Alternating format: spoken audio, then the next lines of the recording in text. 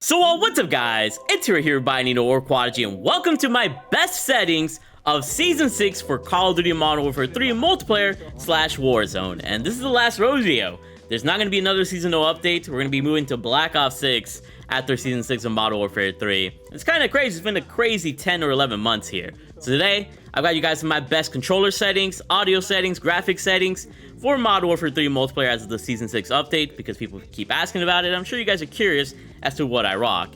And this will be applicable to all consoles as well as PC, as I'll switch between my PC and my PS5 to show you guys my console settings as well. So if you want to finish off Modern Warfare 3 with a bang, have the best aiming possible, the best accuracy, best movement, best audio, graphics, whatever the case is, make sure you guys drop a like in the video, subscribe, and turn on those post notifications. If you're new to the channel, I've been uploading Call of Duty for the past 10 years, been very experienced as to how to run each game efficiently to the best way possible, and I also have fun in the game. I drop nukes with as many guns as possible, so if you enjoy the sounds of all that, then definitely stay subscribed as we're trying to reach that 250,000 subscriber goal for the year of Black Ops 6. And with your help, I know we can reach that. I plan to have videos on the new guns of the battle rifle and the LMG in the coming days, as well as ranked play setups that I know you guys will be interested in. So enough of my yapping, let's go ahead and go through my controller settings here. So just so you guys know, I do play on controller, I don't play on keyboard and mouse. Shout out to all my keyboard and mouse users though. And if you guys are wondering, I do play on flipped L1, L2, R1, R2, just because L1 and R1 are more responsive on the PlayStation controller. But of course, if you're on Xbox, you can stay unflipped. And for my button layout preset, I personally play on bumper jumper tactical flipped. If you're on Xbox, you might want to try stick and move flipped or regular stick and move or bumper jumper tactical, but I like playing bumper jumper tactical flipped because, in case you didn't know, this allows me to jump shot with L2, shoot with R1, aim with L1, and drop shot / slide with R3. And just like I predicted, with the Black Ops 6 beta, this controller layout allowed me to take full advantage of the Omni movement.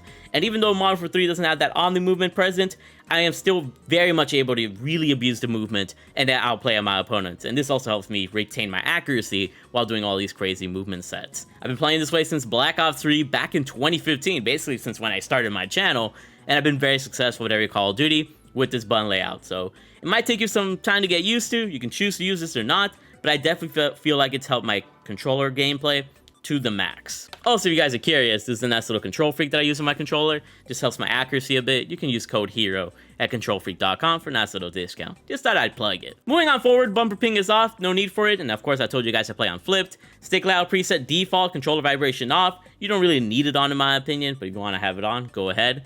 And for dead zone inputs, you just need to have enough dead zone within your left stick min and right stick min that when you test it, when you click here on test, that there's 0% on your left stick and your right stick, so you don't have any sort of stick drift, and you can be as accurate as possible. So just adjust your dead zones whenever needed. And then I have my left trigger and my right trigger at 5 and 50, because on my right trigger, I, use my grenades with R2 because I play on bumper jumper tactical flipped, so I don't want to accidentally use my grenades like too well. So if you're on Xbox or you play with L2 and R2, try to have these as low as possible, so the most responsive as possible, so you can really spam, your fire rates or whatever the case may be. Moving on forward, we got the aiming settings here. Horizontal stick and vertical stick sensitivity are both at 8. And if you guys want to play on a higher sensitivity, all the way to 20, you could. This will allow you to turn on opponents a lot more efficiently, but that will make you a little bit less accurate in certain situations. And the opposite can be true. If you go all the way in the opposite direction, you might be able to be super accurate, but you won't be able to turn on those opponents in an efficient way. So I just think somewhere in the middle, right at 8, or anywhere between 5 and like 10 maybe, is like the sweet spot, and where I find that I can turn on people very easily, and I'm still retaining my accuracy at longer ranges. So up to you what you want to rock. Sensitivity multiplier here is going to be all 1. ADS sensitivity multiplier is blocked because of something else that you guys will see here in a little bit. Vertical aim max is going to be all standard. Tac stance multiplier 1. Aim response curve type is going to be dynamic. And you could go with standard or linear, but I think dynamic is the best. It's been the best since Model for 2019 back in 2019. But at the end of the day, it is your own personal preference. I just recommend dynamic personally. And you don't want to mess with the aim response curve slope scale. Just leave it at 1, because I feel like if you lower the scale, that will kind of mess up the stickiness. And then when it comes to all this, it's default, and then custom sensitivity per zoom. That's what kind of blocked off the previous sensitivities. We have that on. And when it comes to sensitivity multiplier low zoom and 2x, 3x zoom, I have it at 0.9, because with those lower zoom optics, I want to be a little bit more accurate, and thus I can kind of retain my shots at farther ranges when needed.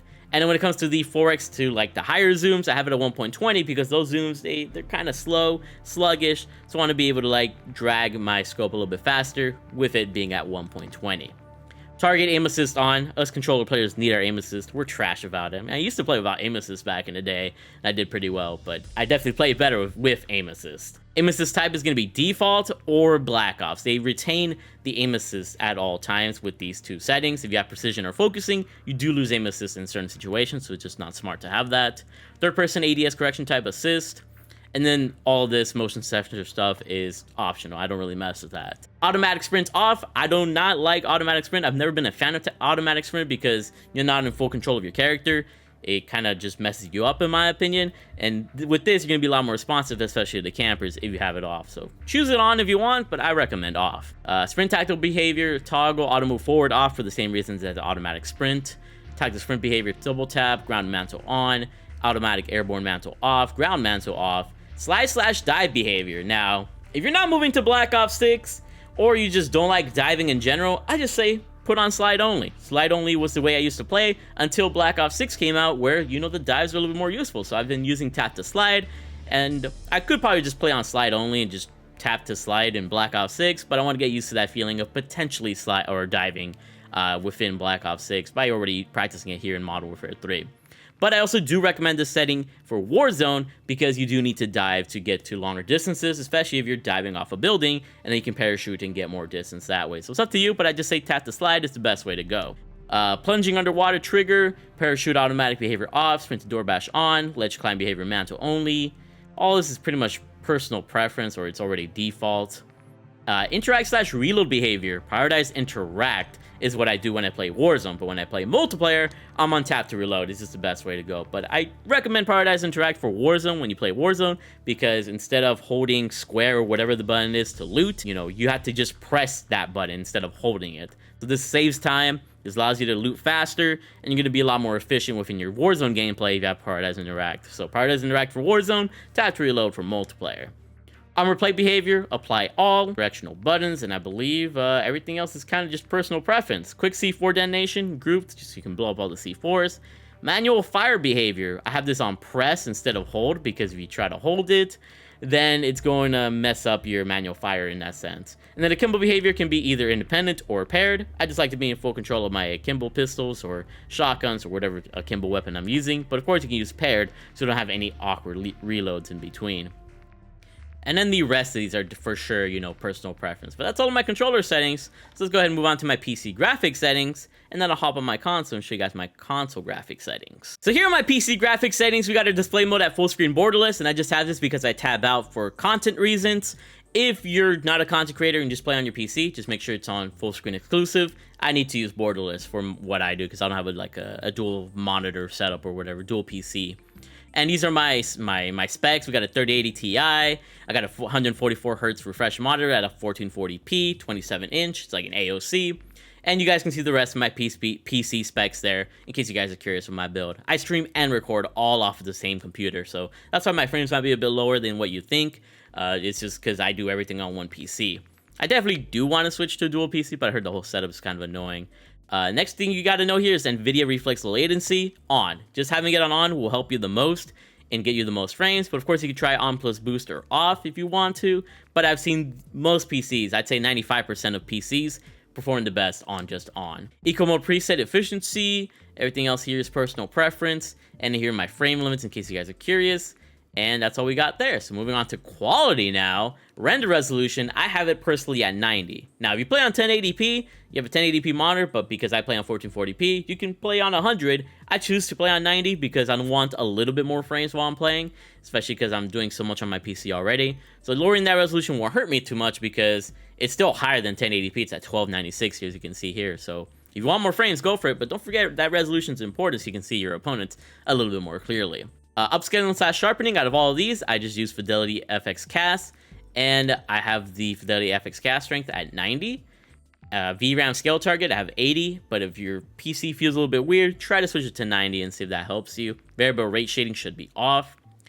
details and textures. So when it comes to texture resolution, when I'm playing multiplayer, I have it on low so I can get a little bit more frames. But if I'm playing Warzone, I should say, I have it on low. But if I'm playing multiplayer, then I try to have it on normal, just so the game looks a little bit nicer for you guys. But I try to make sure I maintain my frames between like 110, 140, somewhere around there while I'm gaming, because I feel like that's kind of competitive with especially current gen consoles. Texture filter anisotropic, gonna be normal, depth of field off, and this is all settings to help me manage my frames as well as to make the game look decent for you guys. Detail quality level low, particle resolution normal, bullet impacts on, persistent effects on, shutter quality low. On-demand texture streaming, I have this on optimized currently, but if you don't want to deal with any lag, you can put it on minimal. Show more, make sure you put this all the way to 16, download limits on, and make sure it's at 1. This way, you don't take up too much on-demand texture streaming, and you don't lag as much, especially if you don't have the best internet. So if you don't have the best internet, make sure you change this. It's a very important setting. Local texture streaming quality, also low. Shadow quality, very low. SSS off.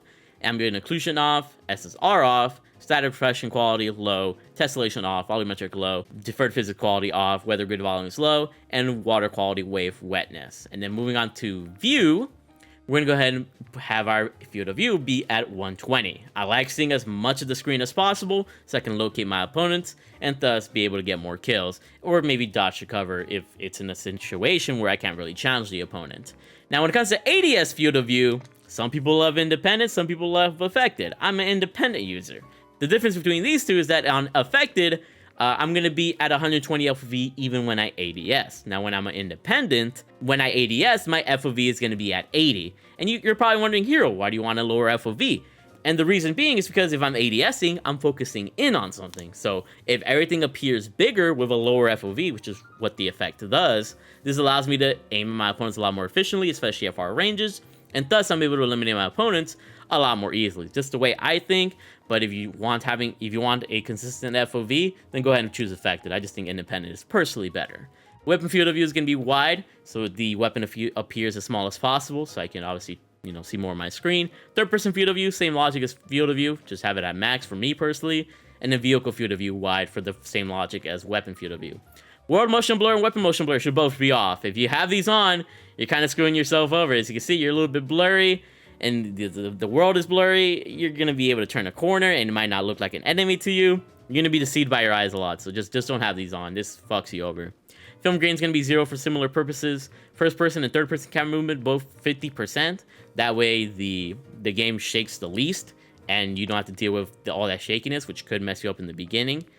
And then the rest of this is kind of a personal preference. I'm going to quickly hop on my console, my PS5, to show you guys the console graphic settings, and then we'll hop over to the audio settings. So now, here I am on my PS5 to show you guys my console graphic settings, and you guys can apply this to any of your consoles, whatever applicable. Starting things off, we got the on-demand texture streaming. Make sure to have this on minimal, and have the allocated texture cache size to small, download limits on, and then leave download limit to 1. You want this as low as possible because this is what kind of gives you some extra lag, especially if your internet's not the best within Modern Warfare 3 multiplayer. Really wish you could just turn this off. It was always bad to have this on in general, but now it's forced to be on, but at least you can minimize the effect it has on you. When it comes to world motion blur and weapon motion blur, I've already talked about this in detail on the PC graphic settings, but just have it off because if you have something blurry, then you won't be able to see an opponent, basically, is what I said. Film grain 0, depth of field off, fidelity FX chaos on, just put it all the way to 100 or even 90. Eco mode preset, I have it off, 120 Hz refresh rates. If you have PS5, PS5 Pro, Xbox Series consoles, make sure this is on and you're able to do this on a monitor that has the ability to give it to you, because this will allow you to compete with the PC players who can go have a ton of frames. Being on 60 frames does give you a slight disadvantage. Field of view is going to be 120, ADS field of view independent, weapon field of view wide. If you want to know my reasoning for this, I talked about it in the PC graphic settings section. Third person field of view 90, vehicle field of wide, and then at least 50% for the camera movements here, because you have it at 100, the camera's going to be shaking too much, and that's going to make you lose some gunfights.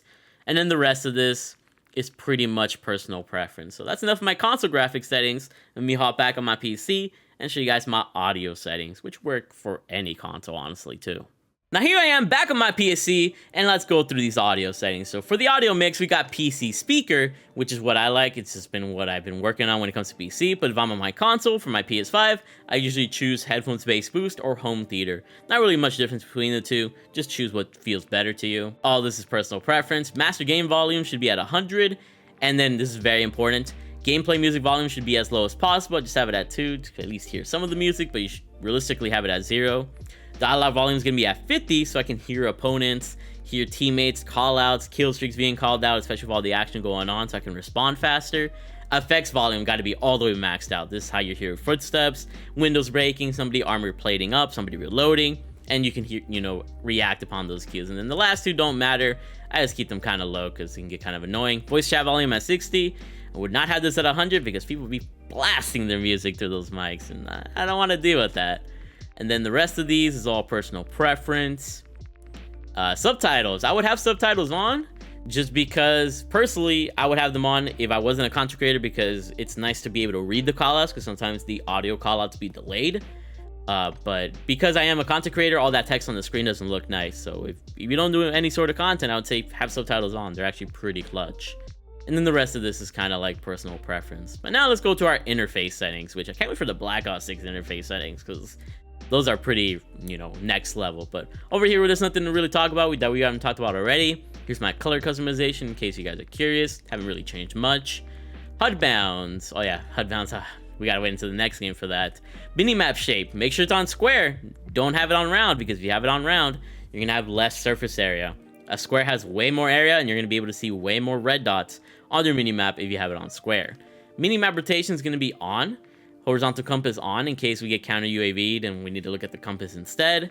Crosshairs is going to be static so that we don't get any sort of motion or anything going on. And we can be a little bit more accurate, supposedly. And our center dot's going to be on certain dot scale, largest, to kind of keep our aim on track. And then damage base hit markers on. All this is kind of personal preference. Squad health and stamina. I think only knowing your health bar is important. I don't think you really need to know about your teammates' stamina or anything. That's why I have that on. And telemetry, I just have my FPS, my server latency, and packet loss. I need to see how many frames I'm having, see if anything's awkward with my PC, and then also see if I'm lagging in any sort, or if the lobby's laggy, or it's a bad server, whatever the case may be. And then everything else here is personal preference. But there you guys go.